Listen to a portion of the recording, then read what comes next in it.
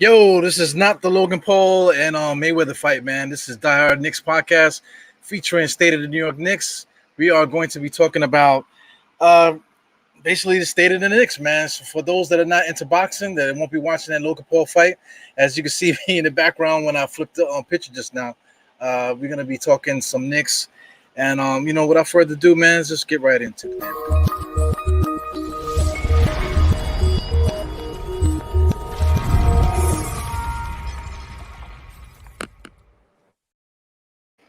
Hey, man, what's going on? You got Mr. State there. How's Hey, everything?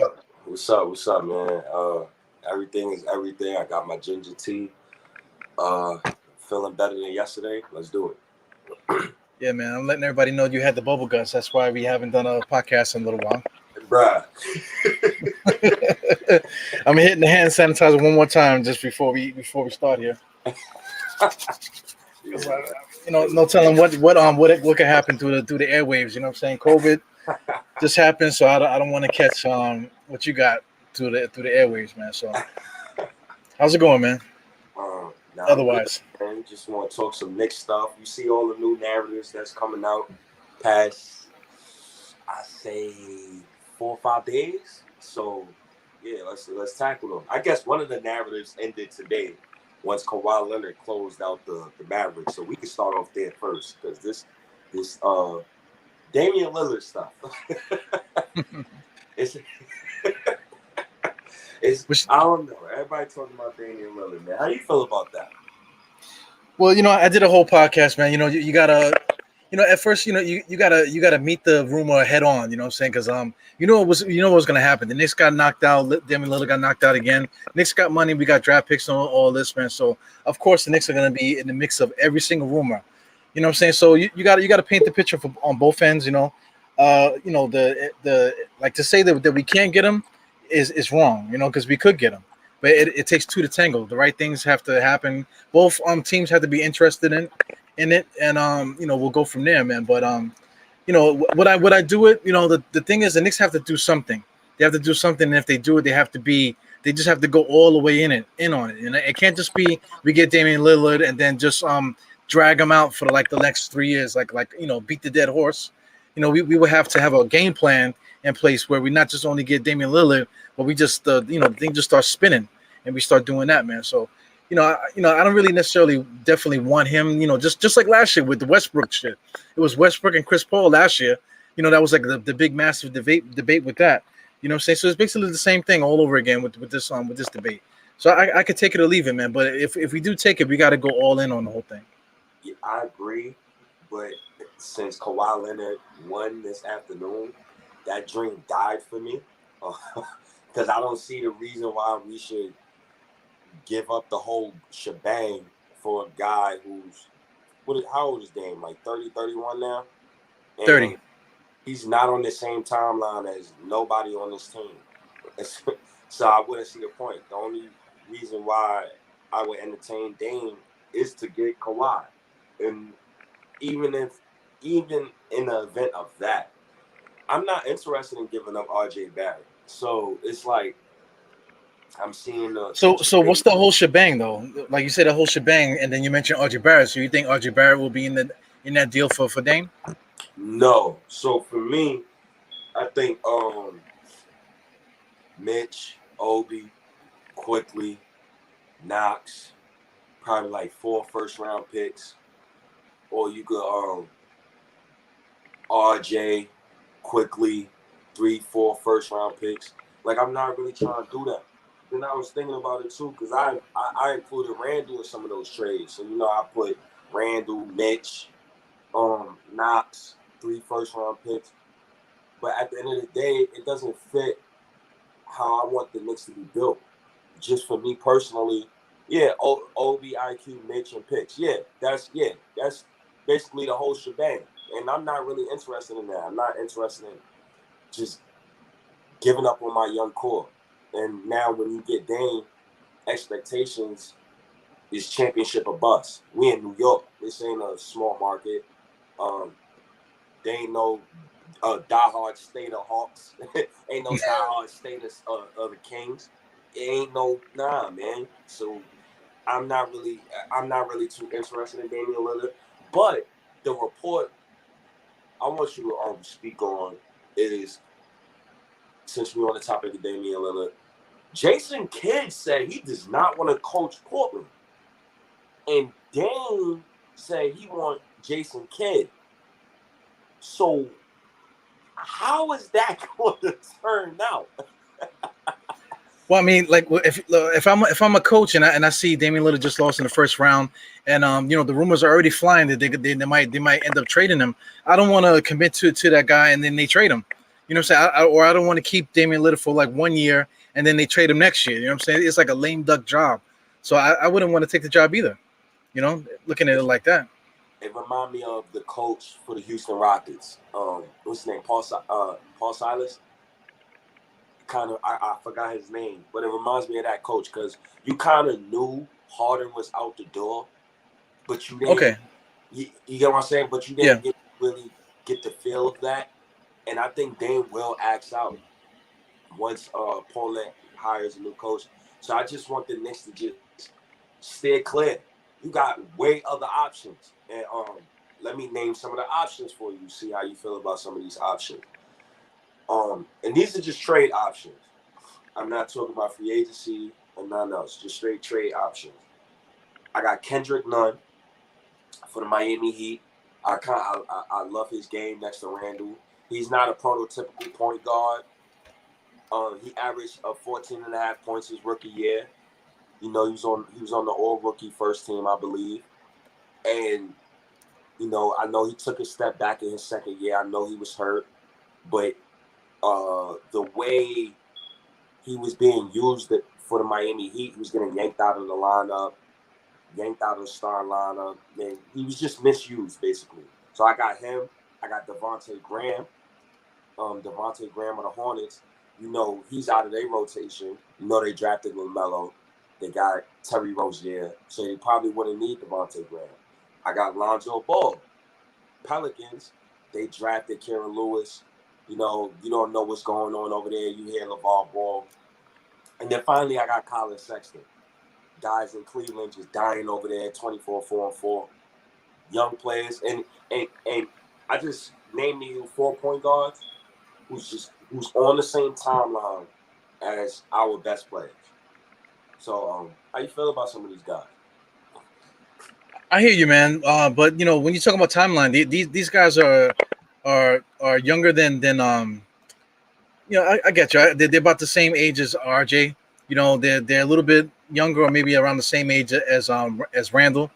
You know, so I get it, man. But you know, we also got Quickly too, man. So is Nunn better than Quickly? You know, is Devontae Graham better than Quickly? Yes. You know, we talked about Sexton and we talked about Lonzo Ball too, man. You know, but it all depends what style of play we want to play. You know, because like when we get these guys, like all of these guys, you're talking about Nunn, Sexton, Lonzo, Devontae Graham. You know, these guys are not necessarily facilitators. You know, except for maybe Lonzo Ball. So I mean, it really depends on what you're trying to do as far as playmaking is concerned. You know, so I'm to tell you the truth, it's like anybody we can pick any of these guys really. But if we do get them, we have to like have that game plan in mind. I don't really like Devontae Graham too much because of his height. You know what I'm saying? Like that kind of just changes what we do a little bit because we already got Derrick Rose and we got Quickly coming off the bench. They all kind of like do the same thing. We're not gonna like rely on Devontae to like really run the offense per se. You know what I'm saying? Lonzo Ball, you know, I get the reason why he fits. He's a ball mover. You know, so he's gonna provide basically what Elfrid did, but do what Elfrid should have, what we wanted Elfrid to do. You know what I'm saying? So it all depends. If we play the exact same style of basketball that we played last year, then Lonzo Ball would be good. Sexton, because Sexton could score. But None I'm not really too fond of, and Devontae Graham I'm not really too fond of. Yeah. Go ahead. No, like I said, it just has to do with like whatever we decide to do with style of play.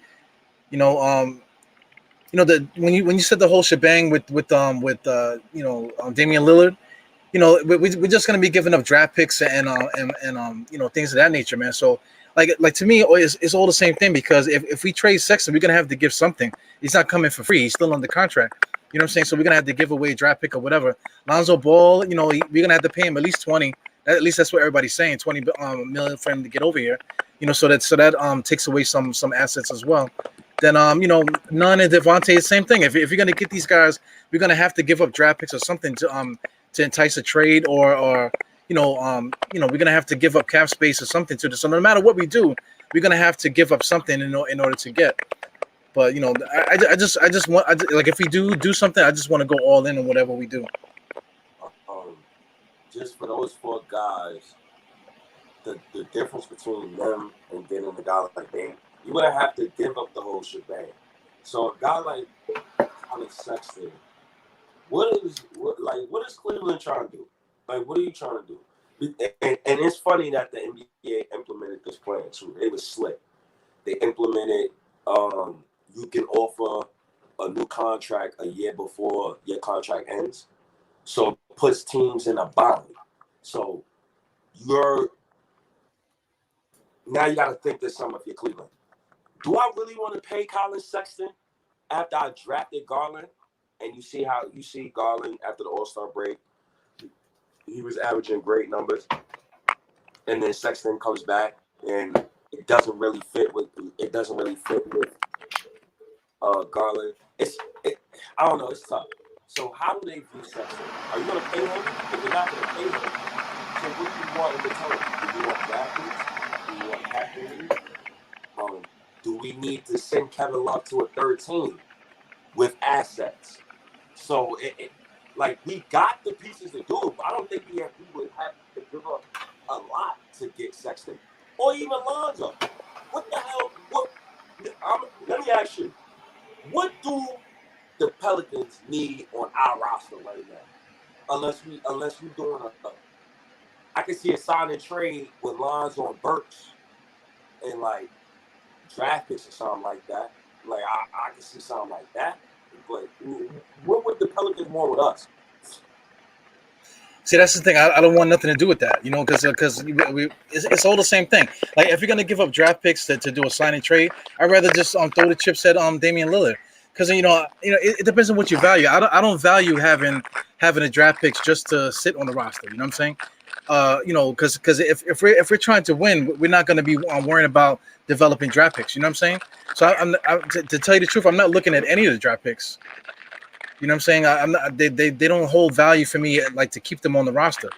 You know, so like I said, if you're gonna give multiple picks and all that, I'd rather just do the whole Damian Lillard thing. Is because at least you know if you bring Damian Lillard here, he's the number 1 guy, and then you know it's not gonna be like a Melo trade where we're giving away all of our key players just to get Melo here. You know what I'm saying? We're gonna be giving away draft picks, yes, more than likely giving up some cap space to Portland, and maybe you know like guys like whoever do we have this under contract, maybe do a sign and trade to add some other guys just to make the money work a little bit for us, you know. But it's not really the same thing. Like we're not going to give away, Wilson Chandler in his prime. We're not going to be giving away Gallo coming up. You know, future guys like that. We're not going to be giving up like a Mozgov and extra picks and all this other stuff. We're not giving away guys that we could have just kept to build the team better. You know, we're going to be giving up guys that have no meaning to us. You know what I'm saying? So. You know, that's where I am with it, man. But you know, like I said, if you're gonna give away picks and all that, I would rather just go for the big dog rather than do a sign and trade for Alonzo Ball. Because you know, like truthfully, I'm sorry. Nah, go ahead, keep going. Well, I was gonna say because like truthfully, Alonzo Ball doesn't move the needle for me. You know, like in the way to say like a Trae Young or whatever. Trae Young is a point guard that you know he causes a lot of double teams, a lot of attention. This guy Lonzo Ball doesn't really gather that attention.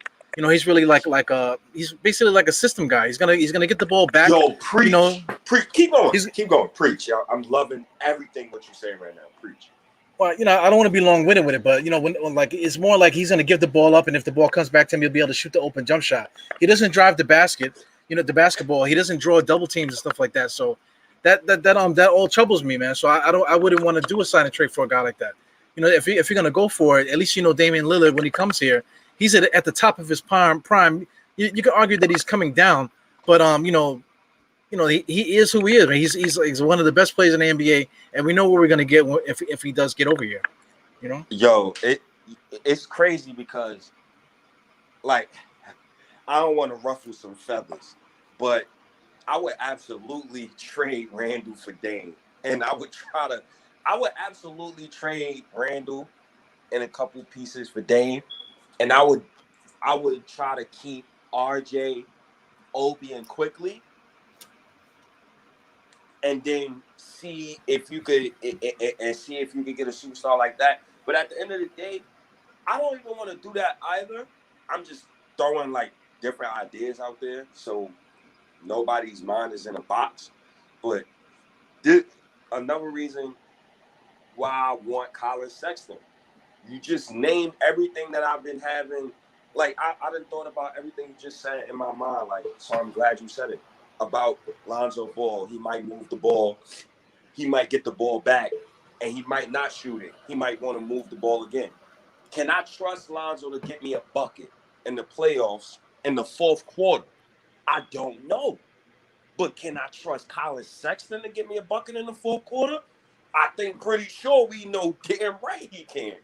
So it's when I see a guy like Sexton and I think about when I think about this roster, I'm thinking about Thibodeau first and foremost.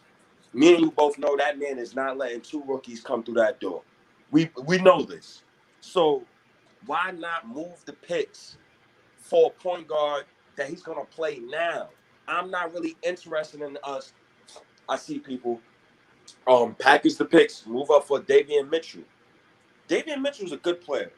But do I want to spend another lottery pick on a 22-year-old again? I don't really want to do that. So, and then let's get back to Dame.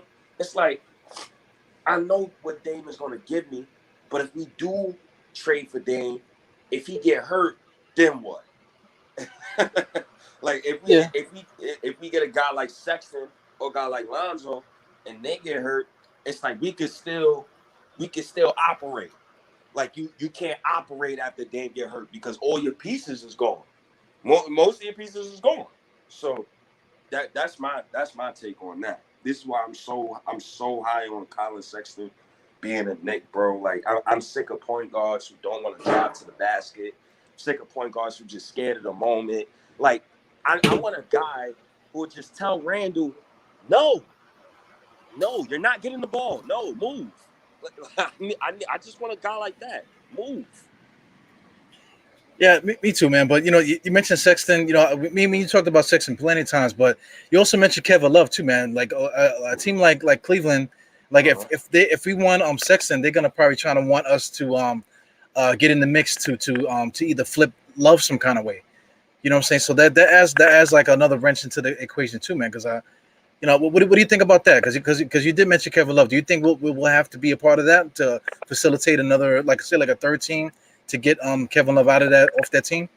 Yo, you want to hear something even more crazy? So I want to think like a madman. Say in a bizarro world, we take Sexton and Kevin Love. Just in the bizarro world, just a bizarro land. Yeah, that could happen too, though. Yep. A big rotation of Randall, Obi, Kevin Love, and I say you get you a big man. Who's our big man? Probably Mitchell Robinson if they re-sign Mitch. And Kevin Love is if he's willing to come off the bench with Obi coming off the bench. That's getting crazy, man. Like, I don't know. I don't know. It sounds cool, but we need spacing. I love Taj Gibson. I love what he did for us this year. I love what Nerlens Noel did for us this year. But let's be real. Atlanta ignored both of those dudes on defense, bro. And it made the game so hard for Julius Randle that and another stat I'm going to give you too. Julius Randle and RJ Barrett played the most minutes in the NBA this season. So a couple factors, Randle, tired legs. Randle always getting the ball. RJ, tired legs. He's 20 years old. So maybe you need some bigs to help him out to, get these guys up out of the paint. Colin Sexton could do it. I know Kevin Love could do it.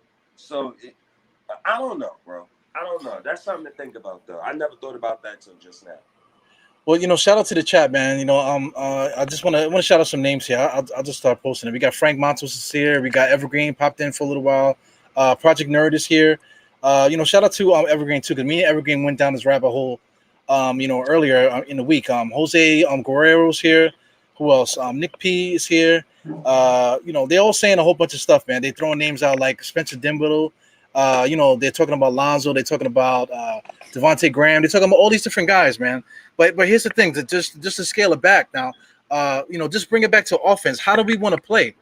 You know what I'm saying? In order to figure out who we want to get, we kind of need to figure out how we want to play. Because if you talk about Sexton and you bring Love in here, and then you got all these forwards and stuff like that, you changing the way that we play. If you bring a Devontae Graham in here, you're changing the way that we play. If you bring all these other Norman Powell, all these different guys, you bring these guys in, you're changing the way we play. So in order for any of this stuff to happen, we have to figure out, like, how do we want to play? Are we gonna use last year as a blueprint, or do you want to change the whole process? How do you feel about that? I absolutely want to change the way we play. We was last in the NBA in pace. We was one of the worst offenses in the league.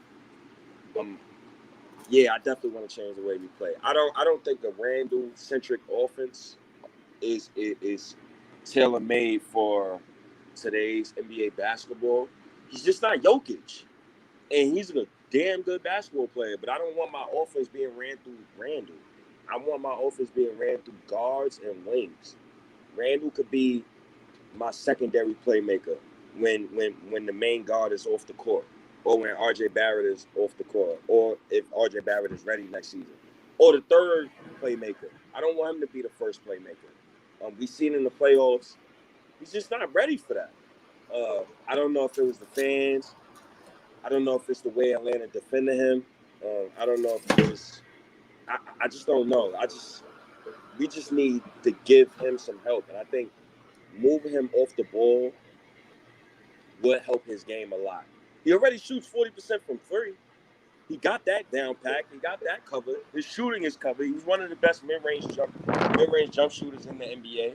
It's just I'm just not interested in seeing him going back into next year's playoffs with this slow pace, and teams is just doubling and triple teaming him, and he has no space to operate. So, okay, we get Devontae Graham. That's going to up the pace. You're damn right we're going to have to change the way we play. If we get Lonzo Ball, that's a faster pace too. You're damn right we're going to have to change the way we play.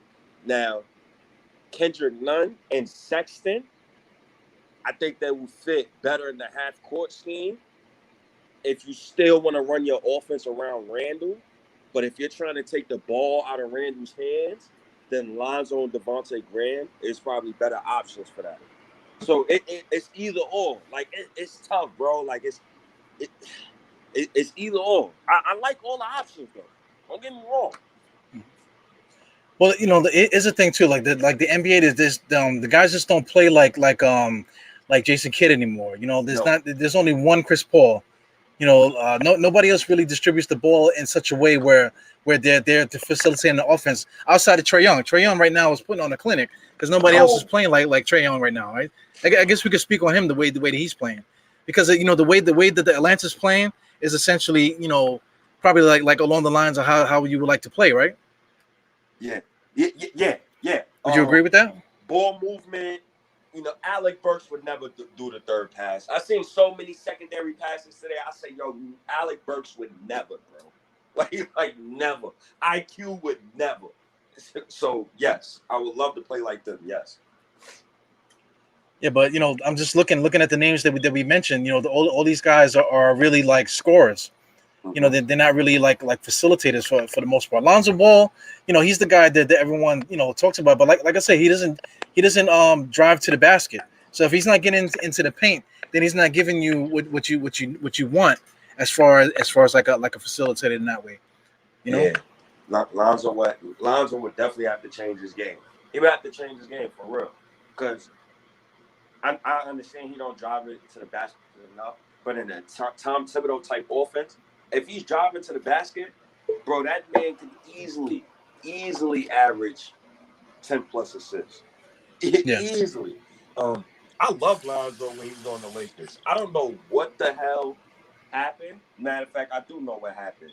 Your man Stan Van Gundy pushed Lonzo off ball and decided to run his offense through Zion, which is it's an okay move. Like, it's an okay move, but that doesn't help with Lonzo's strengths. For example, Alvin Gentry, right? You see Alvin Gentry. You see Lonzo with the alley-oops to Zion. All of a sudden this year, I don't see no goddamn alley-oops. Yeah. So maybe that's on the coaching as well.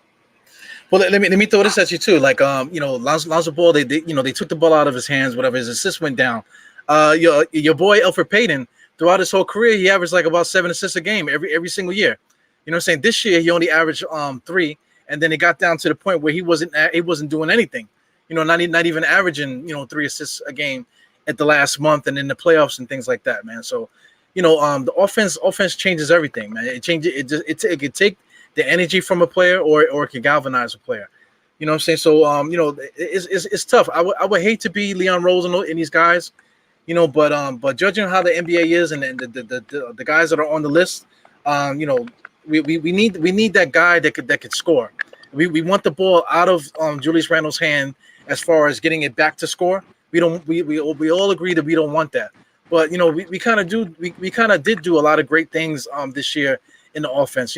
Having Julius Randle come down, bringing the ball up the court, it actually puts defenses on their heels because you got a guy at his size bringing the ball up.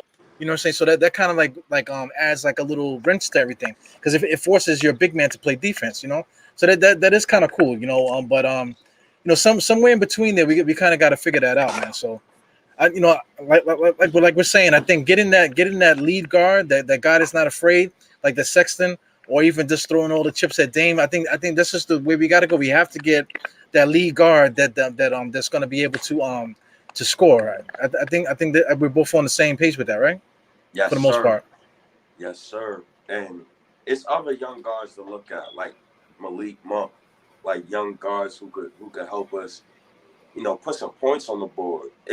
Our defense wasn't the issue against the Hawks. It was the offense. We just couldn't score at certain points of the game when Trae Young was just flurrying basket after basket after basket. So we got to find somebody who would just come and compete. And then that brings me to the free agents, because 2 of the notable free agents that Knicks fans has been screaming for about a month is Chris Paul and Kyle Lowry. And yes, Cooley, you are definitely correct. Tibbs didn't adjust offensively. We could have at least made the Hawks break a sweat, and we didn't. And you're definitely correct. And I definitely got at Tibbs a lot of times about this. My issue with Tibbs is adjustments. You have to make adjustments in order to win basketball games. So I watched Tyronn Lue. And this is why some coaches have rings, and this is why some coaches don't have rings.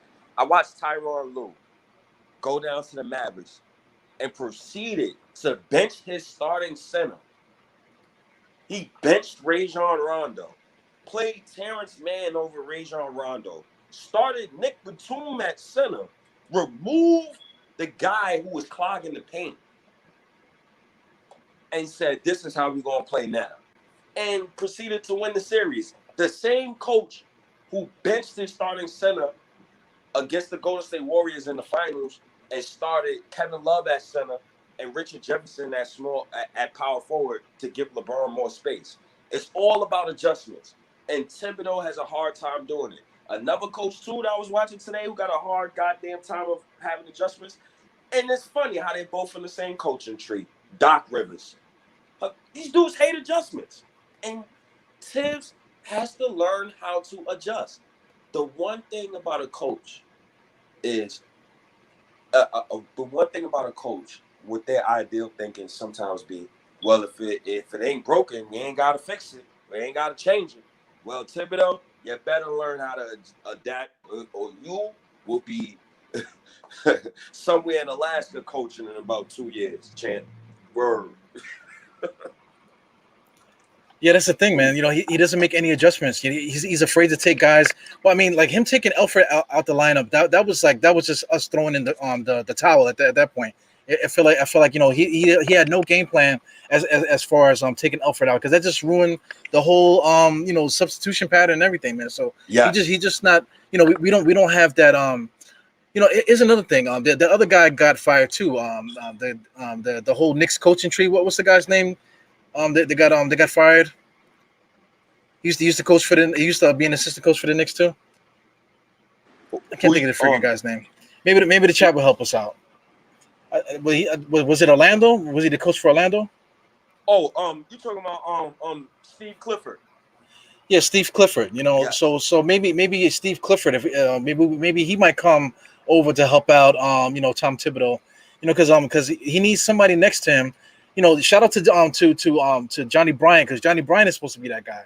So maybe we need to make an adjustment there, man, because there needs to be somebody else in there that be like, listen, we need to make an adjustment. If something's not working, we need to do something with this. Somebody else has to be in there to be talking and whatever. But if we're gonna have Tom Thibodeau that's definitely not into adjustments, we need to get guys in there that he could trust, because that's what it's all about with him. He needs guys that he could trust when he puts out there. So we already mentioned Sexton and stuff like that. You're talking about free agency. Kawhi, he has a player option. They just beat Dallas, so I'm not sure if that dream of us getting Kawhi will come to fruition or whatever. But somebody like that, is what we would need too. We would need people that Tom Thibodeau could trust. And I feel like we're kind of up against the wall with this whole thing, because that's one of the reasons why I didn't want to get Tom Thibodeau, because I knew we would get here at a certain point. He likes to run his guys into the ground, and he's not going to dig into the bench and use other guys. You know what I'm saying? He's not going to deviate from the game plan. He's going to run it, right through the wall through the whole game plan. So that, I kind of knew that we were gonna be here. So we're here now. So I really don't know how we can approach this thing, because it's definitely a big problem with this team. And another huge issue I had with Thibodeau that was glaring. It was so glaring. And one thing that I commend Tyronn Lue for, he doesn't go small. He never goes small. I never understood that from Thibodeau. I don't care if Randall's not a rim protector. Go small. Bring out the team's opposing center. And maybe Randall can have more space to operate. It's just certain things that Thibodeau got to do in order to become a championship head coach. It's all about adjustments. So maybe yes. Maybe he needs more people to trust. But I'm going to tell you this, Diehard. He's not going to have the luxury of that excuse next season of this, I don't trust you, because we have $60 million in cap space. So you got 60 million reasons why we're going to buy people that you can trust. So right.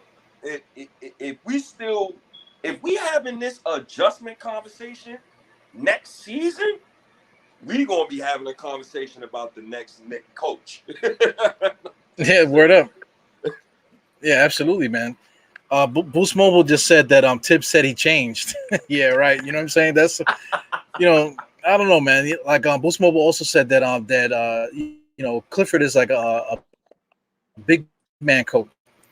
I get all that too, man. But we're definitely gonna be in trouble if next year we're talking about adjustments still, because you mentioned in the playoffs maybe he should have went small. That would have been smart, man. Go small, put Julius Randle at the center, pull Capella out the paint because he's blocking everything that we do. You know what I'm saying? Go smaller because they have all these shooters. So we need to get more athletic guys out there to reach these shooters, and take advantage of our guard play and put two dynamic guards out there in the backcourt. That's all. Like hindsight is 20/20. But if me and you could think about that, during the game, like why isn't he doing this? Why come he ain't try that? And he's not trying it. That's just a big red flag for him, because we're not NBA coaches. we never coached the NBA game. We don't, all that is fine and dandy, but it's just simple things that, listen, why don't he just try that? Why don't he how come he's doing this? Why won't he do that? He should have been prepared for this. This is all big time red flags, and it's going to affect free agency. You know what I'm saying, with the front office. So I don't know how they're going to approach it, man. I really don't know how they're going to approach it. Yo, it's funny how you said it's going to affect free agency, because you got to think about it from like a player's perspective. Do I really want to go play for a coach that if I come off the bench, I might only see 13 minutes a game? Like, do I really want to play for a coach that if I'm a starter on this team, I probably might play 46 in a game? Like, I don't know. So NBA superstars is going to be looking at that, and they might be like, nah, I don't know about that. But young players who don't have no ego, who Tibbs can say, that's my guy, those players is the players that we can target, because they're not going to come in and tell Thibodeau what the hell he's going to do.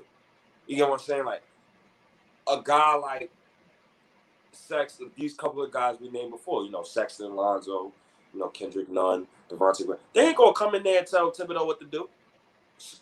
You got these diva stars, they telling coaches what to do, they telling management what to do.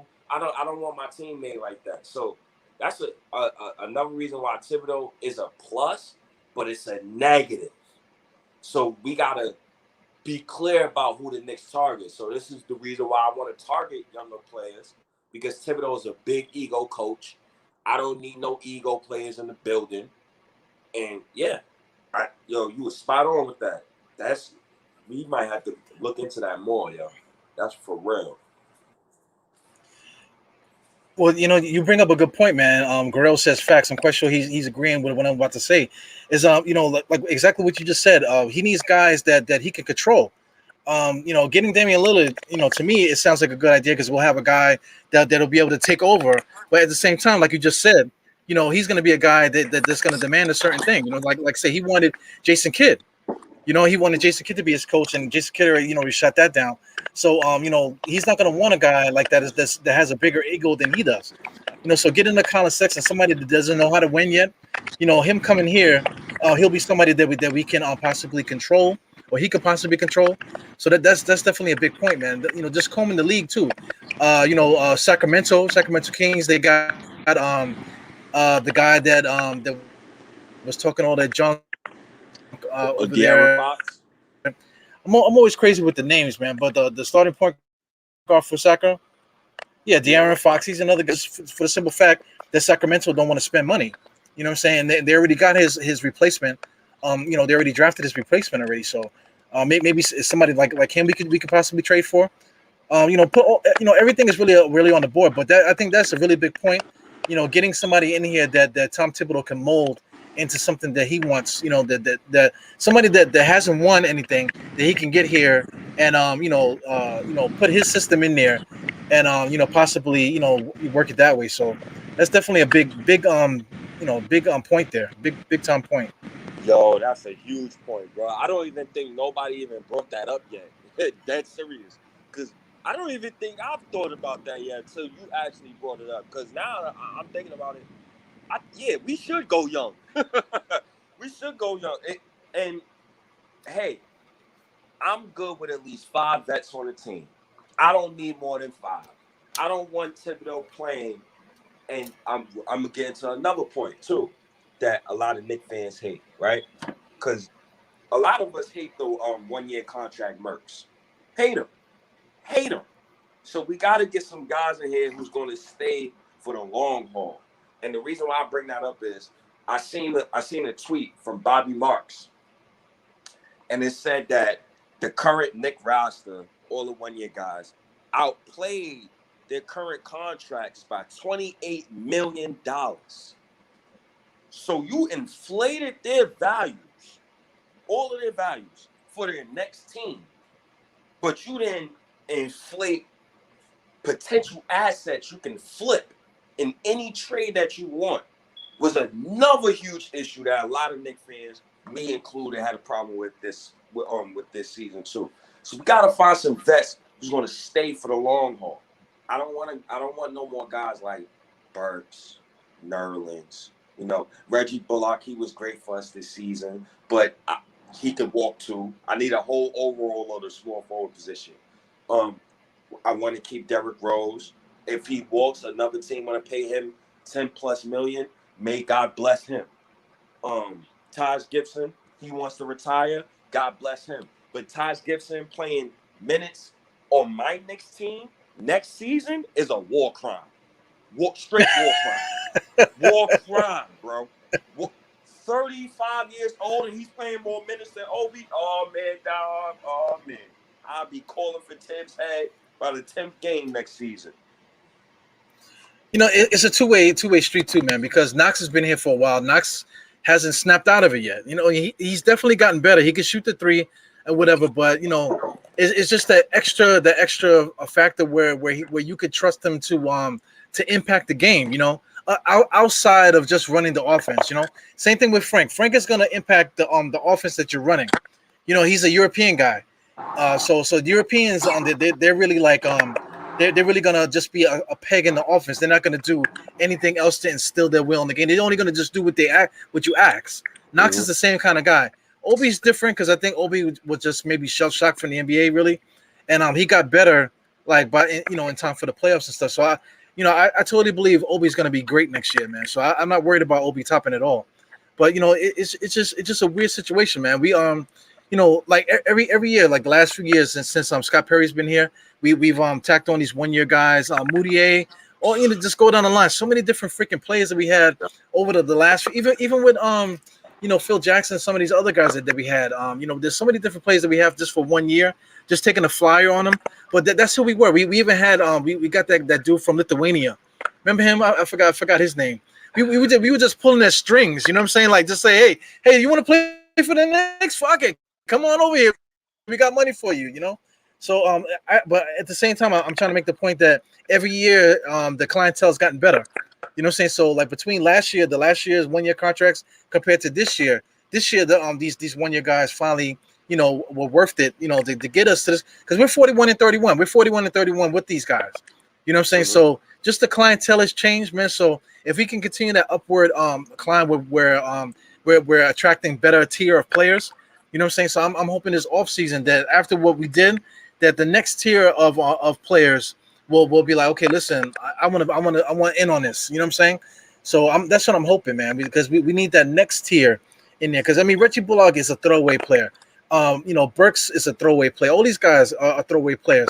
But if we can get that next group, to come in, then we'll be better off, man. We just got to figure out who those guys are going to be. Yeah, realistically, you got RJ, Obi, Quickly, Knox on contracts for this season. So that's 4. You got a team option on Mitch, which most likely they'll accept. And you got a team option on Randall, which they'll most likely accept. So that's 6 players you're going into this offseason with. So that you basically have 7 new roster spots to fill. Well, 6 because I'm keeping Theo Pinson regardless. I don't give a damn what nobody say. I'm keeping man. I'm putting my hat out there already. Resign Theo Pinson. We gotta resign him. Gotta keep the bench culture. But we got a lot of pieces to fill. We got a lot of pieces to fill this offseason, man. Now I'm thinking about the wing spot after we just spoke about 20 minutes on the point guard spot, and I'm thinking about Reggie Bullock and Burks. I'm curious to see what we do at the wing spot, kinda, cause look at free agency. I don't want DeMar DeRozan. I'm good. I would take DeMar if he's willing to play point guard. The man averaged 7 assists this season. I don't know where he learned his facilitation from. I don't know how he got that bag. But, he can facilitate very well at the age he's at right now. I would entertain him, but not at the wing spot. At the point guard spot, yes. In my little own crazy world. But I've seen other people say, he can play point guard spot. I don't want him, though. You want Kelly Oubre, bro? I ask you that. You want Kelly Oubre? Yo, Kelly Oubre is the next step of those 1 year, maybe possibly 2 year deal guys. That's like the next echelon. You know what I'm saying? So getting a guy like Oubre I would take it, man. But we just have to think about it in the same grain that when we got Reggie Bullock was not to fill a role, man. So I think getting if you was to get a Kelly Oubre would definitely be just that role guy, that guy that's going to get that shot, drive and stuff. It's going to getting him would just it would improve the way that we play. That's all. You know what I'm saying? It wouldn't really necessarily change what we do, but it's definitely going to improve the way that we've been playing. Say that again. Yeah. I'm just saying, like Oubre will be like the next level of player. It will be like just saying like we just signed Bullock. Signing Oubre will be that next echelon of player. He's not a guy that you're going to spend all this money on or whatever, but he will be a guy that you bring in to fill in that same role that Bullock did. So let me give you a scenario. I want your opinion on this. I seen a trade. I actually seen a tweet, and it said if the Warriors had the 14th pick in this year's draft, would you take Andrew Wiggins in the 14th pick in a trade? Because they're going to, if they don't trade Andrew Wiggins, they're going to have to pay repeaters tax. The repeaters tax, I believe, and I don't know if I'm going to be wrong with this, so excuse me if I'm wrong, people. But I believe they would have to pay like $309 million or something like that. Like something ridiculous they would have to pay. And mind you, they haven't had any playoff runs in the past few years. So, what would you think about that type of trade?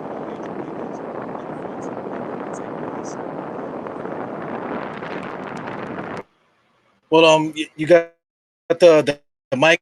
The mic is a little bit going crazy, man, with the wind, I think. But I can hear you though. You're talking about getting. That question is absolutely yes. If we're just going to give up our draft pick and somehow absorb Wiggins into our payroll, then that's exactly what we need, because Wiggins could create his own shot. Number one, he can shoot the three decent, and he shoots over way over like 50-something% from the field as a wing guy is incredible. You know what I'm saying? So that's definitely exactly what we need. And then he could play either the three or the two. So you could slide either player, RJ or Wiggins, to defend whoever we need to defend, and just mismatch them according to matchup and stuff. And also too, man, that's the extra scorer that we need, because Wiggins he basically averaged 18 points the last 2 seasons in Golden State. So but in his career he's gotten up to 24 points a game or something like that, back and forth for 20 in Minnesota. So getting a player like that, we know that he can get buckets, man. So that's a clear upgrade over what we're doing, because you just take Reggie Bullock out of the starting lineup and you stick Wiggins in there. Now all of a sudden, we have a really good basketball team, and we didn't even spend a whole bunch of money yet. So we still have the opportunity to get involved in a trade for like a Sexton, or getting a trade for like a whoever else that we want, man. So getting someone like Wiggins, I think that's something that we should do. So I got you.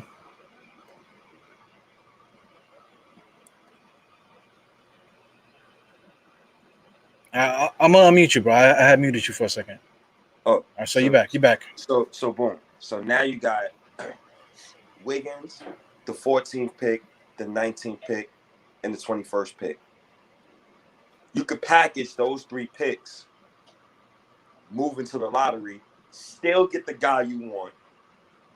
Now you got a wing, right? Now you got a starting wing for the next 2 years, and you get to see the beautiful part of this is, and the reason why I be wanting to paint this picture for people when it comes to Andrew Wiggins. Like, I understand if you think he's trash. Like, I understand. He's a number 1 pick. He should be way better than what he is. I understand. I respect it. But Andrew Wiggins has been one of the top 10 rated defenders this season. I know that. That boy, even Golden State fans, they say Wiggins Island. So, yeah, the point I'm getting at is you're going to be watching Andrew Wiggins and R.J. Barrett this summer playing for the Olympics for Team Canada. And I know that every time when players go to Olympics and they come back that next season, they put up career highs across the board. So R.J. Barrett, I'm penciling him in for the All-Star team next season. But if we was to get Wiggins, and now both of them just played in the Olympics together, and now they both coming back to the Knicks, and Wiggins already played for Thibodeau, so he know what's to expect. And probably he's older now. He's coming from Golden State, so he's more mature. He's played with Curry. He played with real leaders. So now you got something clicking. So now the pressure's off Randall, because you got another guy who can get their own shot. The pressure's off R.J. Barrett, because you got to respect Wiggins. You got to respect Wiggins at the three-point line, and you got to respect Wiggins driving to the basket because he will dunk on you. But defensively, Wiggins with R.J. Barrett would be nice. Would be nice to see. And then last and final point, and I'm going to throw this at you. You know, I'm looking at free agency, bro, for the next 2 years. And Wiggins' contract ends 2022, 2023. So I look at free agency the next 2 years, Diehard. I don't see not a goddamn soul I want free agency next 2 years. I'm being real honest with you. I don't see a soul. Like, who you want? Bradley Beal? I don't want Bradley Beal. I got my franchise shooting guard already. His name is R.J. Barrett. I don't want Zach LaVine. Like, you want 34, 35-year-old Steph Curry? You know, that sounds nice. you want an old man LeBron James? I mean, that sounds cool. So why not get Andrew Wiggins? I mean, I don't know, man. Yeah. I don't know. I've been campaigning for this for a while now. Yeah, well, you know, I'm gonna just go with what Briggs Nation said. Briggs Nation said that Wiggins makes too much money. Okay, $33 million, right? They were saying that that Julius Randle made too much money. He only made 19 mil, and they were complaining about Julius Randle that we paid him too much. You know what I'm saying? Nice. So, how much is too much for a basketball player? We were just talking about Damian Lillard. Damian Lillard eventually, at the end of his contract, is gonna make 54. Woo! You know, we got John Wall making 40 something. What's the name? CP3 is going to turn down $44 million because he wants more than that. You know what I'm saying? So like, when does it end with these contracts? Even let's say Kawhi. If he was to lower Kawhi over here, Kawhi's not coming over here for $20 million. You know what I'm saying? He's coming over here for the bag. You know, for whatever his max is. You know what I'm saying? So we're gonna be if you're looking at a star player, we're definitely gonna have to pay these guys $40 million a year. So getting Wiggins for 33, with the production that he gives you. Of course, you know, he has no fire. I agree with that. You know what I'm saying? He makes too much money is one thing, but you know, there's certain negatives to players, right? But for his production, for his ability to handle the ball, for his ability to finish in the in between game, for the ability for him to just give him the ball and say, give me a bucket, you know, for $33 million, that's kind of like a discount. You know what I'm saying? So, you know, if you're going to do that, get guys here, because now we're in agreement that we need to get guys here that Tom Thibodeau trusts and he can control. So Wiggins is definitely one of those type of players, man. So I'm down with it. If we was to make a trade for Wiggins and take him into our salary, we're still going to have like $25 million or close to $30 million to spend now. So then we can get into the mix with Cleveland. Get Sexton, maybe help them move Love, maybe flip Love and get us another player. And now you're just cooking with grease with there, man. You know what I'm saying? Boom. Yeah. Now you got to start in 5. Boom. Yeah, you got to start in 5. And just to say it so people can hear it, you got Randall, RJ. You're gonna have Mitch there. You put Wiggins there, and then you got Sexton. We just painted a light brush across a canvas of how we can get these guys. And getting Wiggins and Sexton added to this current team and take away Bullock and Elfrid, you can't tell me that we didn't get better. And then you got to think about this too. You got Luka coming in, right? So Luka going to be playing in the Olympics too. So we don't know who Luka is yet. We don't really know who he is yet. And another thing, and I know you probably don't even want to hear this, but I'm gonna say it anyway. Frank Ntilikina is playing in the Olympics as well. He started for France. So Yeah, I definitely want to hear that. I know you don't, but I gotta say, I gotta show my man Frank some love. So, you got multiple guys who's going to be playing in the Olympics, and I just feel like it's just a part of me is just wanting Andrew Wiggins and this environment. And another thing too, y'all said Andrew Wiggins got no fire. Who's to say Nick Nation won't bully his ass until he get fired? Huh? Because we did it to Randall. We bullied him. He had the most improved season. so I don't know. Yo, he was playing in Minnesota. What the hell is there to do in Minnesota? You know what I'm saying? Like, Minnesota is so cold, right? I've never been there, but guys are telling me that it's so cold that they connect the buildings because they don't want people walking the street. It's too cold to walk the street. So they actually have like walkways in the sky where people transfer. They walk from building to building. So if you want to go to a certain place, you walk through the buildings. You don't actually walk the street in Minnesota. So that's how dead it is in Minnesota. You know what I'm saying? The best thing that they ever had was Prince. You know what I'm saying? There's nothing else in Minnesota to do. You know what I'm saying? So Wiggins, in my opinion, if he got here, he would have the same effect that say like Obi had when the crowd got here. When the crowd got here, Obi all of a sudden, got courage and shit. So I'm thinking that if Wiggins gets here with a crowd that's gonna cheer all those plays that he's known for, because when he got to Golden State, he grew from that. You know, he grew to that next. He just proved that he could play at that level with Golden State, play with better players, playing with in that offense, playing playoff basketball, that type of thing. So he already proved that he could do that. So coming to the Knicks, I think he would just make that next step. Just because the players, the city is just gonna appreciate what he does way much better than say like a team like Minnesota did. Man, I got you, man. I gotta admit you. I got you. I would, man. Tim's just get me a good starting five, man. A good wing. We need a wing bad. I think the wing position is more needed than the point guard position. And I've been saying that for a while now. Like, point guard, we definitely need it. But that wing position, if we're gonna get to the next level, we gotta get a guy who can get their own bucket. Gotta get a guy like that. And then this leads me back to the guard position, because we didn't speak about this enough. And it's Chris Paul. And you said Chris Paul's declining his contract, $44 million. And he wants a 3-year. I seen it. I know you seen it. Seen the post too. I know Nick Fain seen it too. 3-year, $100 million. No way in God's green earth am I giving Chris Paul 3 years, $100 million. I don't care what nobody said. I'm not giving him 3 years, $25 million. I don't want to guard that old. You know what to give me vibes of, bro? Getting a guard that old. It give me 2012 Nick vibes. It give me 2005 Nick vibes. Look, yeah, let's just get us any vet off the scrap heap. I don't really want guys like that. I'm good, bro. Yeah, I'm with that too, man. But also too, that like CP3 is a guy that bangs the ball all day long. You know what I'm saying? He's a guy that needs the ball in his hand to facilitate. It's succeeding in Phoenix because, he's playing with a coach that knows him. So the coach is gonna let CP3 do his thing. And they really just play a lot of like that's another fraud with all these coaches and stuff too, man, because they have star players.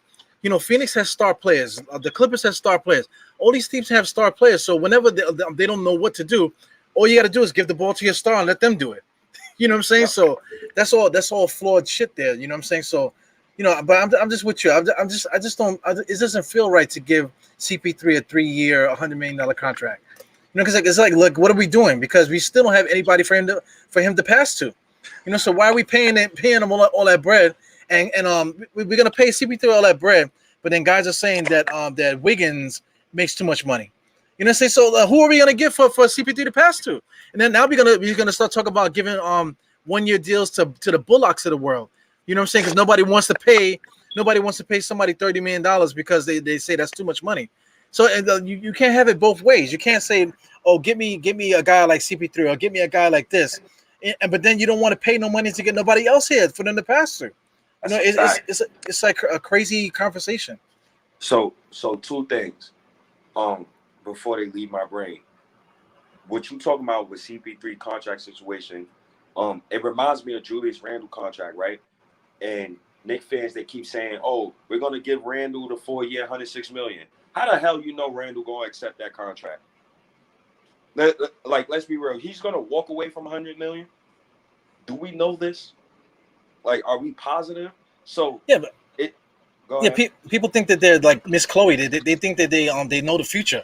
Oh, they're not gonna do that. He's gonna do that. He's gonna do it. You don't know. Nobody knows nothing. This is all speculation. You know what I'm saying? Well, people will say no. The way what I'm saying, they're definitely gonna do. What you're saying, they're never gonna do. That's what always trips me out in these fucking arguments. That's why I've been trying to stay away from Twitter, because people are doing that. They're actually jumping into my tweets, and I just ignore them now. I'm not getting into that conversation, because you can't tell me what you're saying is right because of whatever, and what I'm saying is wrong, man. It's like, get out of here. It's all opinion. Like, unless you got a hot tub, a time machine in your hot tub, you don't know what the hell is going on, man. Yeah, So, I didn't mean to cut you off, bro. Nah, you good, bro. But that kills me, that part. So we just had to let that be known. But the second thing is, it's only one way I would entertain Chris Paul.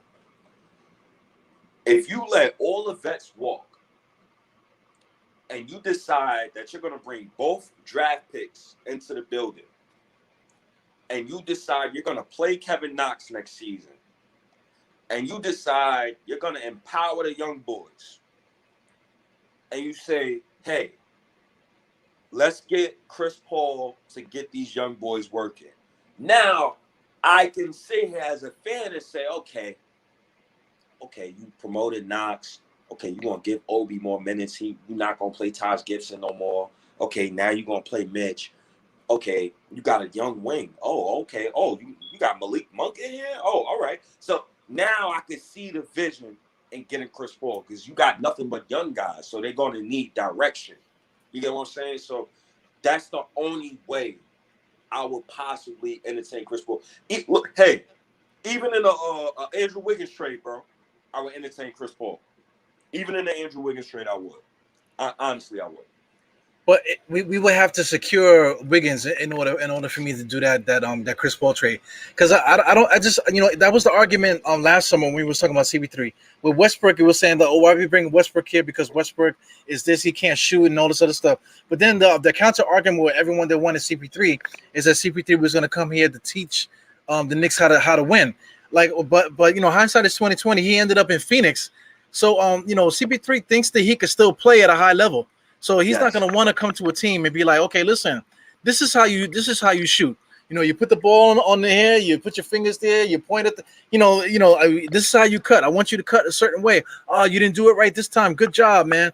That's not what he wants to do. He thinks that he can still play at a high level, man. So if he comes to the Knicks, we're gonna have to secure Wiggins. You know what I'm saying? We're gonna have to secure another player too, in order for CP3 to even want to come here. Because I know for a fact that he's not gonna come here just for the simple fact that he likes Leon Rose. You know what I'm saying? Or maybe that he likes the way that the hot dog cart on 49th Street and freaking on 3rd Avenue. He likes the way the hot dogs taste. He's not coming in for that. You know what I'm saying? He's coming here because he thinks that the Knicks have a chance to win something. So if we're gonna get CP3, it's definitely gonna be. It has to be something else down the pipeline. Because just from this is the same thing. It's all opinion. You know what I'm saying. But I just can't see CP3 coming here just to be a life coach. You know what I'm saying? He's coming here because he thinks that he could still ball and he wants to win something. So I'm gonna throw this point at you, and I want to see how you feel about this. So CP3 going to Phoenix. Let's put it in context of why he went to Phoenix. You just watched a 21, 22-year-old guard average 27 and 6 and become an all-star. And you just watched a number 1 overall pick in DeAndre Ayton. I believe what did he average last year? I believe it was like 18 and 10 at least. It had to be 18 and 10. So when you see those two pillars, you're damn right Chris Paul is going to go over there. Now look at the Knicks. Our two pillars. RJ Barrett. Just coming off of last season. He didn't look promising. Randall. Just coming off last season. he didn't look promising either. So maybe another season of seasoning on their games probably, would land us a guy like Chris Paul. This is why I'm not really high on the whole Kyle Lowry thing either, because it's like, okay, you want Kyle Lowry, cool. What's next? You Yeah. want DeMar DeRozan and Kyle Lowry? I don't want no. Well, the conversation with Kyle Lowry was because we thought that we were better than we are. You know what I'm saying? We thought that we were going to sweep the Atlanta Hawks, and we thought that we were going to do this. Oh, bring on Philly and all this other bullshit that we were saying. We was on that level. You know what I'm saying? So now that the real Knicks came out, just simply getting Kyle Lowry is not going to be the answer. And now I don't even think Kyle Lowry will want to come here, because he would have to come here to do too much. You know what I'm saying? He would have to come here with other. It would have to be like it just had to be like a whole another rabbit hole that we would have to go down, man. So, it's all interesting, man. I'm looking at the Suns roster, to just to add on to Cameron Johnson. They already had Jack, Sarek, Kaminsky. They had a couple guys there that could actually play. They could actually shoot. You know what I'm saying? So, it wasn't just those two guys. It was a simple fact that they had those guys and plus Monty Williams. So it was just like a perfect atmosphere for him to succeed over there. You know what I'm saying? So, here is a different kind of situation. That's a fact. So that's why I be telling people, and I be telling Knicks fans, you gotta target players who have low egos, a la like Andrew Wiggins, players who are going to, come in and add to the culture.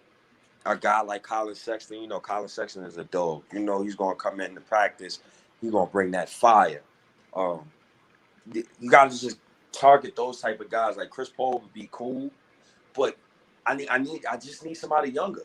Need somebody fresher, some fresh legs out there. I think the Knicks will serve themselves better getting just young pieces. Julius Randle's he's a good player. If you want him to be a great player, or if you want him to reach MVP level, you can't bring in another all-star caliber player into the Knicks this offseason and expect for Julius Randle to average 24, 11, and 6 again. So we got to just stay the course. I think if you add a couple of young players, I think Randle could reach another level. Now, depending on who those said young players is, remains to be seen. Do you think he has another level to reach, or you think he maxed out his ceiling? I don't think I don't think you can ask him to get much better than he did, because he was like 22, 10, and 6 or 7, whatever it was. That's pretty decent, man. If that could be his career, then you can't really. I mean, how much better can he get? The only thing that he can really do is just get to the next level, as far as like cleaning up his offensive game, and just cleaning up his ability to lead and pace himself in the game, man. Because that killed us too in Atlanta, man. He just totally lost it. He lost his grip on the game. So his next development is just going to be him, just settling down and just feeding off into the game. That's really it, man. But I see on May 4th and Boost Mobile, they're talking about centers. May 4th is talking about trading Mitch and Quickly for Wiseman, and Boost Mobile's asking the State if not asking, but saying that that we need to get a postman with a jumper. So what do you think about that, man? Because to me, in my opinion, I think that might be just a waste of energy, waste of assets, because we already have a center, Ooh, But it is a conversation to have, though. I love that topic. You know why? Because I like to bring up this same name I always bring up. Go get me Mo Bamba next. Just go get me Mo Bamba, man. Go get me Mo Bamba. He shoots the 3. He already spaces the floor, and he rim protects. Basically, the black Brook Lopez. That's what the Knicks need right now. We need a Brook Lopez. Yeah. And people talking about, we need a center that can space the floor. Mo Bamba is probably the best thing we could get. On the market, like just for this offseason, I can't think of another center right now who can rim protect and shoot the 3, and who's around that young age that I'm looking at besides Mo Bamba. And Mo Bamba next to Randall will be beautiful because now a Capella, he can't just sit in the paint. Not against Mo Bamba, because Mo Bamba can shoot three, and that is one of the players that I got my eye on for sure. For sure. That's why I love the topic of jump shots. Love that topic, sending shooting jumpers. Yeah, I like the topic too, man. But Mo Bamba, the guys say, man, the price of coke done went up, man. He played pretty good, coming off his injury and whatever, man. So I think they're gonna keep him. They're gonna definitely keep over Mo Bamba over there. Maybe in the beginning of the year they might have traded him away, but I think now Mo Bamba is definitely gonna be a fixture there for them in on that center spot. So I mean, they also got Wendell Carter Jr. over there too, man. So it's a possibility that he could be leaving, but for everything that you say with blocking shots, running the floor, shooting threes, I think they're gonna find a spot for Mo Bamba, man. Yep. Let's stay on the Orlando Magic topic real quick, right? Because that's my favorite trade partner for this offseason. I would love for the Knicks to trade with Orlando Magic. And you talk about Mo Bamba, but then you brought up Wendell Carter Jr. They traded for Wendell Carter Jr. Steve Clifford just left, right? That was Mo Bamba coach, right? So they're going into a new rebuild. They just re-signed Jonathan Isaac, so you don't know how he's going to look when he gets back. They just signed Markelle Fultz. They drafted Cole Anthony. So it's a lot of question marks with Orlando. So, I wish the Knicks could get a trade package of Mo Bamba and Markelle Fultz, or Jonathan Isaac and Mo Bamba. Jonathan Isaac with Fultz.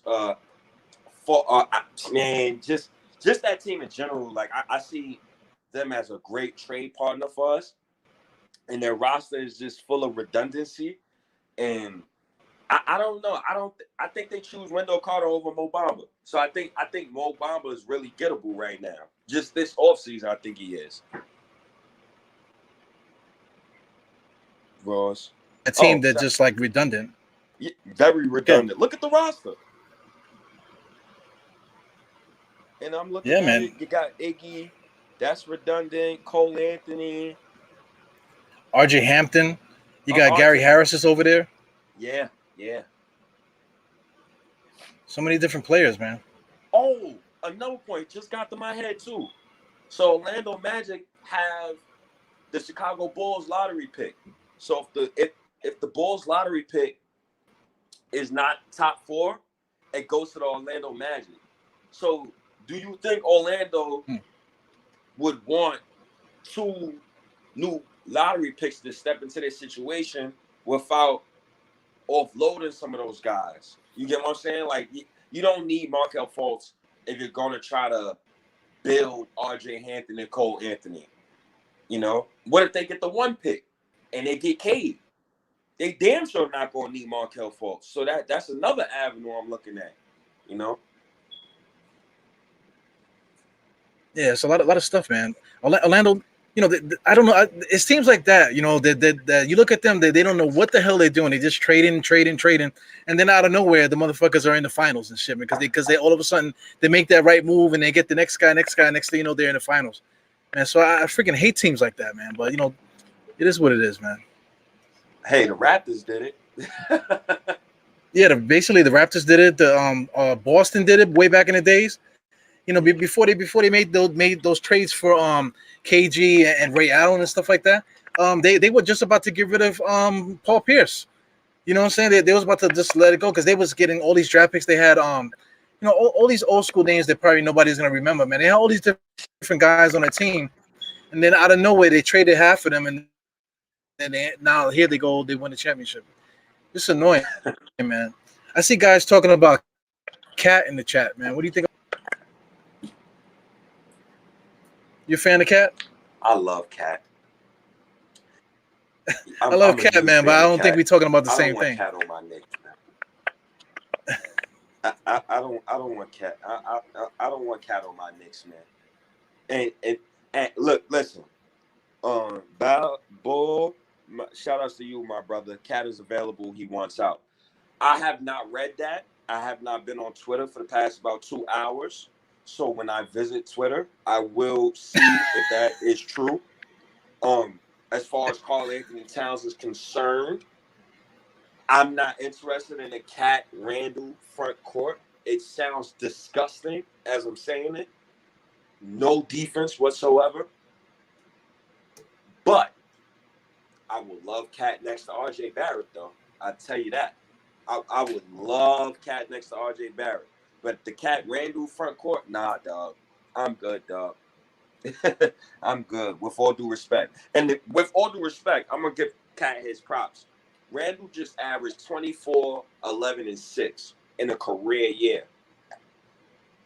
Cat just averaged 25, 11, and 4 in a down year where 6 of his family members passed away and his mom's passed away in a down season. So, like, it's levels to this. I will love Cat, but not right now. Not right now.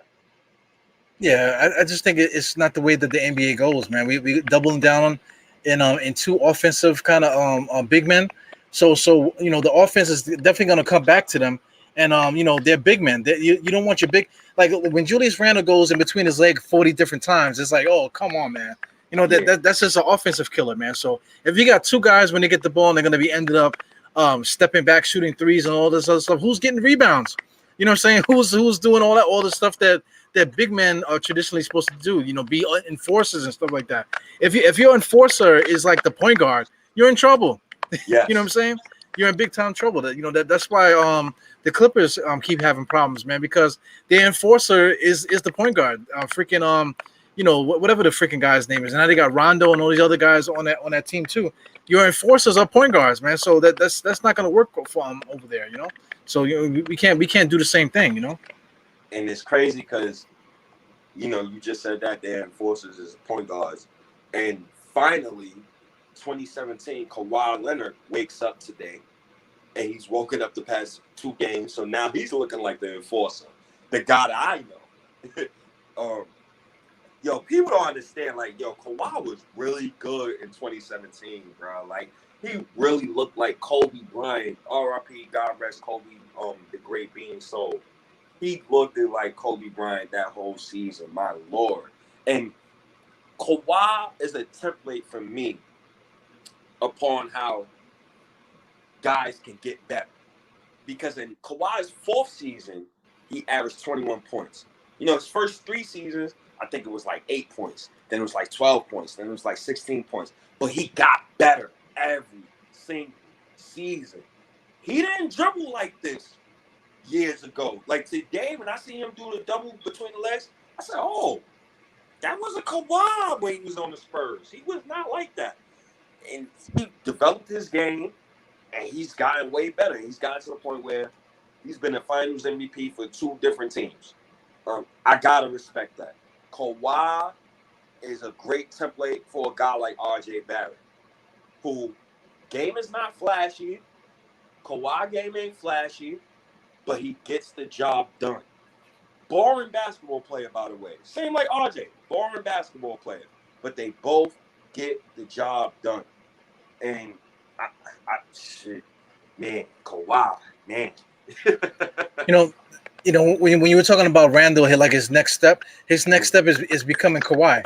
Because Kawhi got to the point now that he has like like go-to moves. He has spots on the floor that he can get to, and it's going to be a bucket.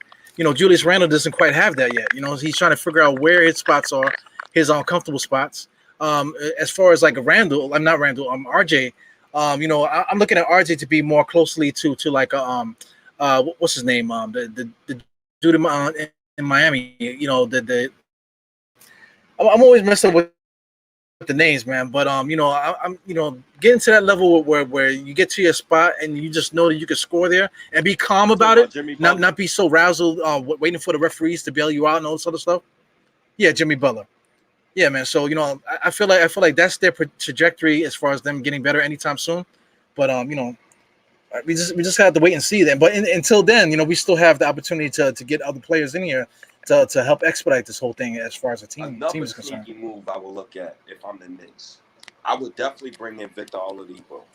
And I just thought about that in my head while I was talking. Well, yeah, you got to explain that one. So I know he might be hurt for most of the next season. I know he might not play for the next season.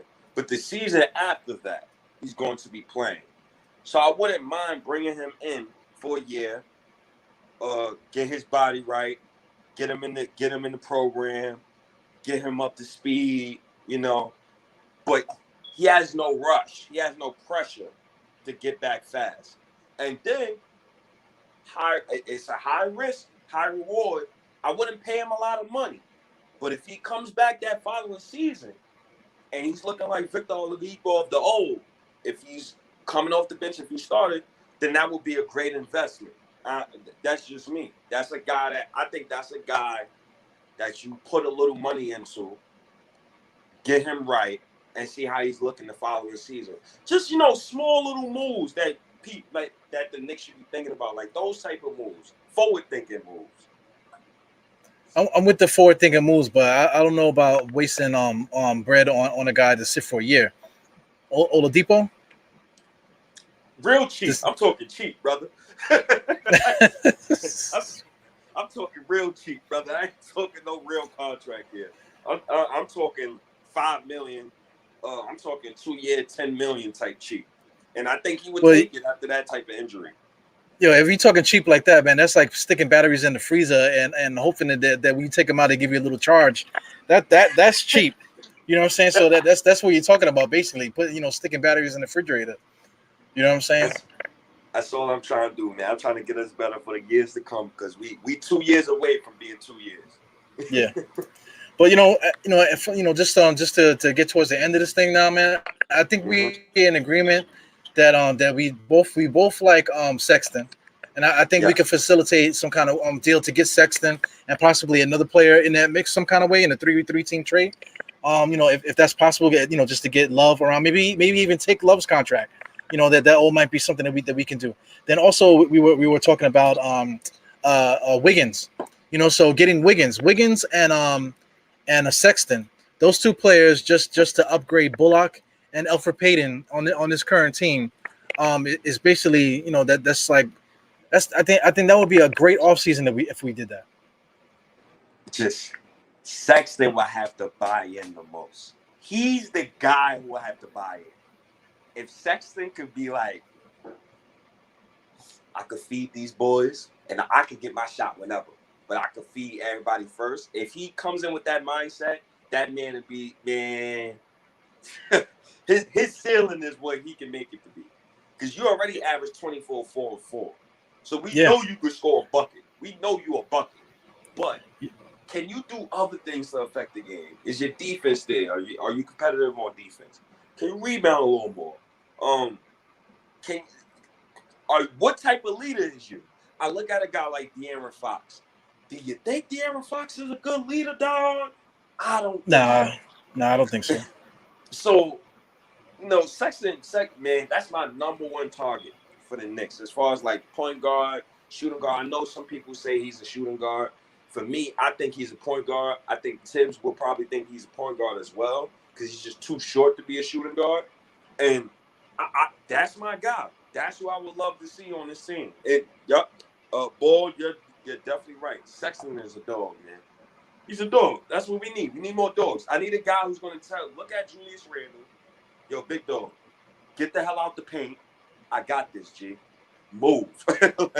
I need a guy like that. Well, just against a team like Atlanta, because now we know Atlanta's going to be here. They're going to be our nemesis probably next year as well. So, but if we get Sexton to go against, Trae Young, he's going to be able to bang with him. You know what I'm saying? If Trae Young is going to do one thing, Sexton's going to get him on the other end, man. So that's exactly how you defend Trae Young, by making him play defense on the other end. So we all know that he can't play defense. He has ability to get better, but have to deal with Sexton on the other end, you know what I'm saying? And then Sexton is going to do this too. Sexton is going to be doing a lot of that. You know what I'm saying? And he's not afraid too. So that's another thing too. So we don't the crowd don't got to say fuck Trae Young. He's going to be like fuck Trae Young and fuck your father over there in the 6th row too. While we here, you know what I'm saying? That's the type of energy that Sexton has, man. So getting him definitely would be good. And then when you're talking about pressure and energy and stuff like that, Wiggins doesn't have a motor and all this other stuff. If you got Sexton and you got like Tom Thibodeau and what we bring to the table defensively and stuff like that, adding Wiggins can now just chill. You know what I'm saying? Because that lane to the basket is gonna be all his. You know what I'm saying? He's gonna have that ability to do, to be ISO guy, the ISO guy from time to time, man. So I like that. I like that a lot, man. And what's even more crazy, you can't hide Trae Young on Andrew Wiggins. You can't hide him on Andrew Wiggins. You can hide him on Reggie Bullock. You can't hide him on Andrew Wiggins. From earlier today, this is why Doc Rivers and Tibbs is in. They're cut from the same cloth. I seen Tobias Harris say, "Well, we should have put Trae Young in more actions and make him defend harder." Well, don't you think?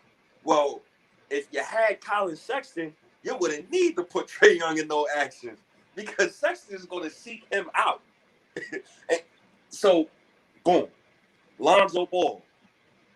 Do you really think Lonzo going to give Trae Young 30 points? I don't know about that, dog. I don't know about that. But I know Sexton will give him a cool 40. Trae Young. Trae Young will be taking a break on defense with Lonzo Ball there because Lonzo, you don't got to worry about Lonzo Ball driving. It's going to be the same situation with Alfred, except the guy can shoot it. He can actually hit the three. You know what I'm saying? So it'll be the same situation with, like I said, we'll get better passes. You know what I'm saying? With Ball, we'll get a better 3-point shot, but we're going to get the same action otherwise.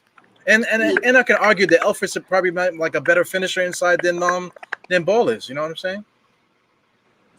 You definitely could argue that. Ball does not drive to the basket. I think I seen a stat where he was like in the bottom half of the league and drives to the paint, and that's alarming. Maybe it's because of the system he was in, because this guy Damian Gundy, he can't coach, man. Got Lonzo playing shooting guard, man. I know we've been killing Lonzo this whole pod, but Lonzo's a good player. Maybe it's just Stan Van Gundy, and maybe Stan Van Gundy was just holding Lonzo back because we all know Lonzo needs the ball in his hands. Maybe putting Lonzo Ball off ball for a season help with his development, just like how RJ Barrett has been playing off ball to Julius Randle, helps his development. So maybe it's good for his career moving forward. But just off what I've seen and what I want from a point guard and how that Atlanta series went, for me personally, I want a point guard that could go at Trae Young. I'm just looking at matchups, future matchups. Who the hell are we going to get to go at LaMelo Ball in future playoff series? We got to get somebody to go at these dudes. Who are we going to get to go at Kyrie Irving in the playoff series? Kemba Walker, if he's still in Boston. That's tough. So, yeah, we're going to need a dog at point guard. New York is not a place for a Jason Kidd type of point guard. I don't want a point guard like that. I want a dog at point guard, somebody I could trust that I know is going to go at Trae Young. So that's my thing on the whole Sexton thing. The thing about Jason Kidd, though, Jason Kidd can get in the paint. Jason Kidd was getting in the paint whenever he felt like it in his prime. You know what I'm saying? So, Lonzo Ball can't get in the paint. So comparing him to Kidd is not comparing him to like 38-year-old kid is probably a little bit more, like closer to the prime. Definitely not the same kind of guy. No, that's true. That's true. But the one thing, staying on the Lonzo Ball subject, that will be an interesting backcourt with Ball and RJ Barrett. Because now your point guard is 6'6", your shooting guard is 6'7". So now you can cross match up. That's another guy. Honestly, I would like him too with Andrew Wiggins at the 3 spot. I would like him too. Because now you got Wiggins and Ball. Ball is already, I think he's a top 5 rated point guard defender in the league. We both know he's a great defender at the point guard position. We both know that Andrew Wiggins this season has been a great defender for Golden State Warriors. There's various games where he shut down other team superstars. So that's another starting five: Lonzo Ball, R.J. Barrett, Wiggins, Randall, Mitch. It's another starting five I could look at and I could say, oh, okay. And don't get us wrong, like, the only reason why we keep mentioning Andrew Wiggins is because who else would you want as a Knicks fan starting that small forward? You want Kelly Oubre? You want Otto Porter Jr.? I damn sure don't want Otto Porter Jr. You got my guy May 4th in the chat talking about Miles Powell. This is how the bar is so low for Knicks point guards, bro. He said Miles Powell. Oh God. Oh my God. Yeah, but he ain't lying though, man. You know, I would like to have somebody out there that would have post to play that point guard spot for us, man. Yeah, but we know Thibodeau, man. So everything is Thibodeau. Yeah. Like, yes, you want 2 draft picks to come in here, but God damn it, is Thibodeau gonna play them? Yeah. Yes, you want a young point guard. Yes, people want Josh Giddey. Yes, you want Davion Mitchell. Yes, you want Sharif Cooper. I know y'all want all of these guys. Is Thibodeau really gonna play them over Emmanuel quickly? Come. Yeah, that's Emmanuel Quickly's job now, man. So he's not gonna give up the job to a rookie unless the rookie comes out there and does what Quickly did last year. You know what I'm saying? And shows you so much heart that he has to play him. You know what I'm saying? Yeah, I don't anticipate that happening again. You know? Nah. The one thing I like about our 2020 draft picks, both of them seem like dogs, and both of them play well in crowds. That was the main thing. I think me and you killed Obi for like 2 months, bro. We was destroying Obi. We saying play Knox over Obi. We was saying Obi looks disgusting playing basketball. Dude put up 5 straight games, 0 points. Dude, he was bad. Yeah. And then the crowd comes in. 10 games, I think it was like at game 60, the crowd comes in. Obi is alive now. God damn, it took this man a crowd to come alive. But then I thought about it. Think about the crowds at Dayton. Think about what he was doing at Dayton. And think about how he's an energy player. He's a guy who feeds off the crowds. He plays well under pressure. Like, I like Obi. I like what I see with Obi in the offseason. So we gotta keep growing on that. And Ball, shout out to Ball, man. You've been putting a lot of comments today, man. I really appreciate your help today, brother. Really, yeah, man. Shout out to Ball, man. May 4th is in here now too, man. Thank you for his hijinks. You know what I'm saying? But Ball has definitely been a nice little co-host there in the comment section, definitely. Yeah. And Ball, you're definitely right, bro. We got enough young guys. Time for some real players. You're definitely right, bro. You're definitely right. And this is another reason why I'm thinking about Andrew Wiggins. Andrew Wiggins, and don't let it just be Andrew Wiggins that we're talking about. Andrew Wiggins and Golden State's lottery pick. Put it in context, Golden State has been losing a lot of money. They don't want to pay the repeaters tax. Klay Thompson's coming back, So maybe they give us Andrew Wiggins and the 14th pick. So now you got the 14th pick, the 19th pick, and the 21st pick. You package all those 3 picks. I know we can move up to at least 7. I'm gonna avoid the 8th pick altogether. I'm good. I don't want Frederick Weiss, Frank Ntilikina, Obi Toppin. I don't want the 8th pick no more. So the 7th, 6th pick, the 9th pick, and now you can get a guy like Jalen Johnson or Scotty Barnes. You revamp the whole small forward position in one off season. Now you got Wiggins and Scotty Barnes in the building. Come on, man. Come on, man. Rose got to do it right. But I really would like Andrew Wiggins on his team, man. I don't want none of them other small forwards, man. All of them is whack, man. But you're definitely right, though, Bo. We definitely got to get some players. I'm gonna ask you a question, matter of fact, Diehard. Is rebuild over? And what I mean by that is, just like what Ball just said, no more young players. It's time to get the show on the road. So meaning you got Mitch, RJ, Quickly, Obi, Knox. If Knox is still here, we good to go. That's you agree with that? Yeah, definitely. I don't give a damn about none of these picks. You know what I'm saying? Like getting the extra pick will be dope, but if we get the extra pick now, I'm thinking about we definitely gotta package these two to get somebody else now. You know what I'm saying? Because right now I'm 100% on board to get Wiggins for the way that you explained it. It all makes sense. You know they got certain players coming back, so they can get rid of Wiggins now to save that bread that you was talking about. So I'm 100% down to get Wiggins. You know what I'm saying? We already talked about Sexton and we talked about Ball, different scenarios for that. So I'm totally down for all of that too. But if we get that extra pick, now you're talking about taking those two picks, maybe adding salary or somebody else to get possibly another player. You know that we have that we haven't even talked about. It could be somebody else dangling out there. You know that we can give two picks, and possibly a player. You know maybe whatever little cap space we have left over. I'm just throwing out there. You know whatever we could possibly get another player, not necessarily to be like a star, but just somebody to get into that rotation, somebody better than a Burke or something like that we've been getting the last few years. This is what I'm talking about. Like now we can start digging into that upper echelon of role players. You know what I'm saying? So like getting Wiggins, getting a Sexton, and then getting that third player.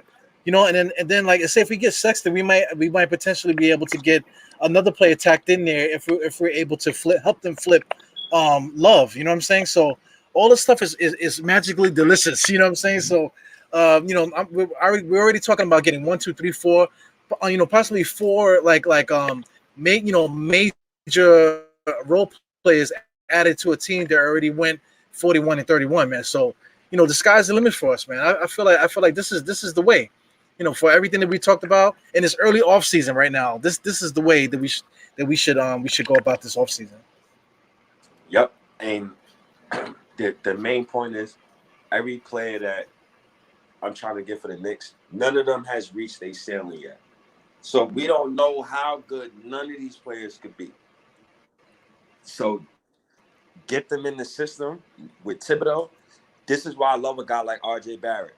RJ Barrett makes it so much easier for you to just plug and play about anybody because he can shoot the ball now. So we ain't got to worry about his jump shooting anymore. And we don't got to worry about RJ being a dog. So, hey, get my guy some goddamn help. Go get another guy we probably ain't talking enough about, but I know we're going to talk about more. And then next time, a guy like Malik Monk, another guy who could get his own shot, those type of guys. Like, we got to just get those type of guys in the building. And, our team is going to be good. We're going to be straight. I ain't too worried about the future. I'm just hoping that we don't make no crazy win now trades and we just destroy our future. And now we just sitting here like 2015 again. Andreas Bargliani trade. Gosh. Yeah, don't bring up the past, man. We definitely gotta move on from that stuff, man. Just thinking about all the dumb shit that we did in the past, man. It's like a downer. You know what I'm saying? So right now we in a spot that we'd never been in, man. Because I mean, you're talking about age and stuff. I go back to Bernard King and all that stuff. I kind of remember all that stuff that was happening, man. So there was so many stupid moves that we've done throughout the years, and right now we're in a place that we've never been. The closest thing that I can remember us being in this spot was when we signed Allen Houston and Chris Childs. You know what I'm saying? That at that point, we was already good, so we had the opportunity to add fresh young talent to the roster. So that's probably like the only other time that I can remember that the offseason was so important like that. You know what I'm saying? Where we had our future in our own hands. Right now we got our future on our own hands, man. So it could definitely go left. But for everything that we said tonight, the future is bright, man, and the moves are out there to be made, and then we just got to go out there and find the right one. Yes, sir. I think we gotten everything. Yeah, good. Yeah, good show. Definitely, man. Good show, man. Man, I appreciate you, dog, because it's funny talking about the Knicks. My stomach don't hurt. I'm feeling good right now. That's well, I see you walking around, man. You're contaminating the whole apartment, man. So to get that on hand sanitizer, or you at home, man, so you can get some soap and water on them things. You know what I'm saying? Nah, most definitely. I'm about to Lysol the whole crib, man. You heard that? You don't want to be spreading. Yeah, man. Nah, You gotta keep that that poopy stuff to yourself, man. Nah, you got it, man. You got it, man. But Yeah, I'm telling all your business, bro.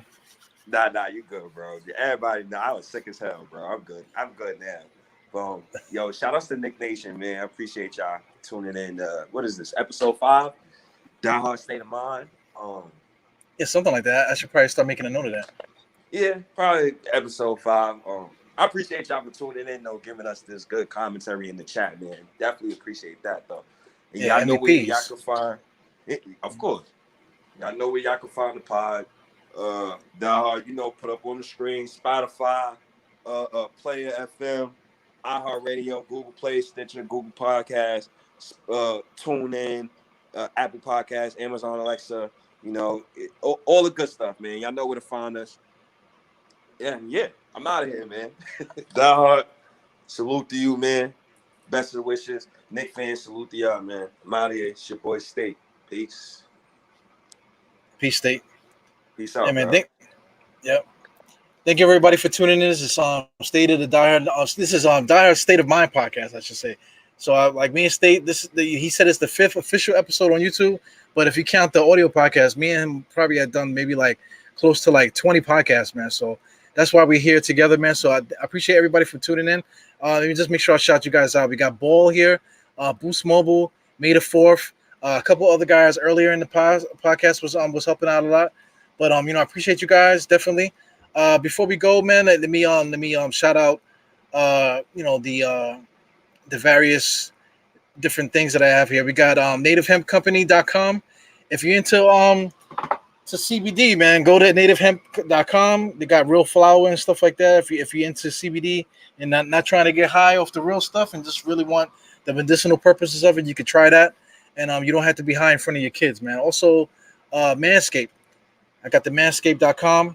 Use promo code Diehard20 for Manscaped. And you can get anything on that website for 20% off and free shipping by going to manscaped.com and using Diehard20. So anyway, we out of here, guys. Thank you for tuning in, and see you guys in the next one. Peace.